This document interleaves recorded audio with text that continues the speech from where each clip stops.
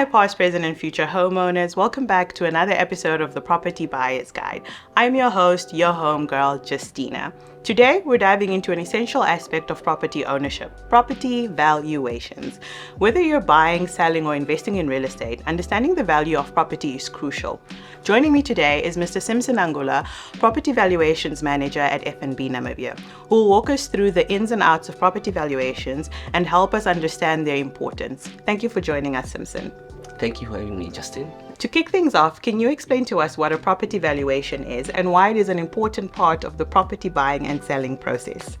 Right, thanks. A lot of times, sellers and buyers do confuse the selling price or offer price of a property with the property value. And these are two actually different aspects of a property. A selling price is normally an amount that is roughly estimated by the owner of the property or maybe the estate agent, just to inform or to give an idea of how much the property can be put on the market. Whereas the property valuation is really a professional approach to determine what is the monetary worth of the property. And that is done by a qualified individual who goes out and have a look at this property, look at its characteristics of this property, also take into account the dynamics of the property market, and that's how they analyze and get to actually to value the property. Okay. So Simson, are you saying that a property can only be valued by a qualified valuer? That's correct. Why is it then important in the home buying and selling process?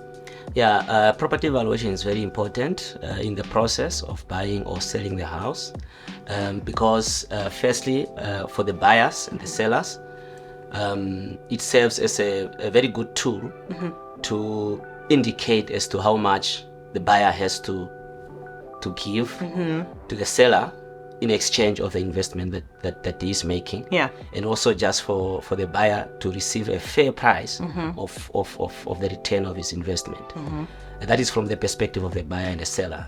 But also from the bank perspective, it is very important because it's the property value that serves as a security for the loan for which the bank is extending to the buyer. So it's very important that in the event that the buyer is unable to repay back the loan, there is no risk that the bank can lose on the loan that they've extended. So are you saying that the property or the loan rather that I'm taking cannot exceed the value of the property that I'm purchasing? Yes, that's the practice. Normally the bank would not extend a loan higher than the value of the property. Okay. So once the property is valuated, I should ensure that my loan amount doesn't exceed what that property is valued for. Or rather, should I say, I'm actually not going to get a loan that exceeds the amount of the valuation of the property? It's both. It serves both purposes. Okay. It's actually, like I said before, you should not pay more than what it's worth, and the bank will not extend more than what it's worth. Okay. So Simson, can you please walk us through the typical steps involved in a property valuation from the moment it is requested until the report is produced, and how long does this process typically take? The process actually starts with after the pre-approval, then a valuation will be requested. Now, when the valuation is requested, it's assigned to a property valuer who is deemed to have the necessary knowledge to undertake such a valuation assignment. The bank utilizes sometimes internal valuers, sometimes external valuers, depending on the location where this property is situated.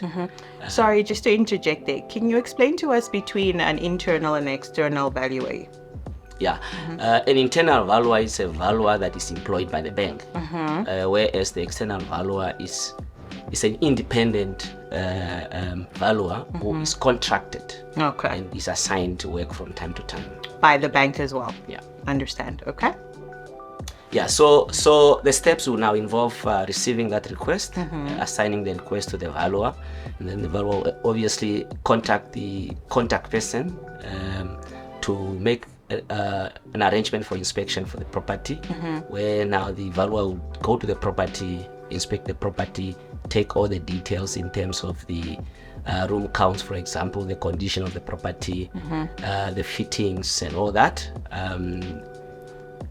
Then after that, they will now go back and collect other data that is mostly market related data, just in terms of the comparable sales, and analyze that information, produce a report which they then have to submit to the valuations manager for quality assurance. And if there's any queries regarding the market value that the valuer has determined, then it's discussed. And if the manager is happy with the quality, it's signed off. So basically, there are checks and balances in terms of the final outcome of the valuation. Okay. Yeah. And how long does this process take on average? It really depends on the type of property and where the property is situated. On average, it takes between 2 and 3 days. That is for houses, for example, but for complex assignments, maybe a commercial property, a hotel, or maybe a filling station can take even up to 5 days. And also for properties that are situated in far-reaching towns, can also take between 5 and 7 days. Okay, so it's not too much of a lengthy process. No. Okay, so you made reference to in your answer earlier between internal and external valuators, or valuers rather, should I say. And there's quite a common misconception, if I can say, that there's a difference between a bank valuator and a private one. Can you shed some light on that, if there's a difference and what that difference would be? Yeah, there is no really difference because at the end of the day, it's a valuation that is performed by a professional who's trained and has got the methodologies and have got standards to approach the assignment. So there should really be no difference whether it's an internal valuer or it's a private valuer. So as I said, it's a misconception. It's not true. Ideally, the thinking is that the valuation should not be the same, or at least that both entities would go through the same methodology to valuate a property. Yes. A lot of time also, you have made reference to a bank valuer and a private valuer, but also sometimes make reference to a bank valuation and a private valuation, almost the same misconception. And if I stated is that whether it's a private valuation or whether it's a bank valuation, as long as it's done by the same person, it should actually yield this very same results in terms of the market value. The only difference is really just the initiator or the requesting authority, whereby if it's a private valuation, is initiated by an individual, whereas when it's a bank valuation, it's initiated by the bank, but the methodology, the approach and everything should be the same. But obviously, any property that is valued by two different people, remember, evaluation is an estimate. There's a lot of judgments, personal judgments that also goes in there. So obviously you will have a slight difference in the final value. But in terms of the standards, it should not be more than 5 to 10% variance.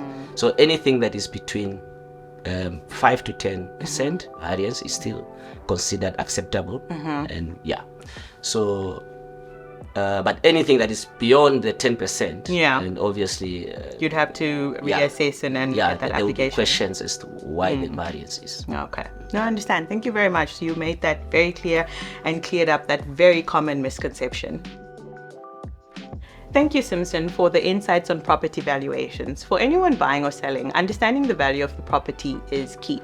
So see you next time on the Property Buyer's Guide.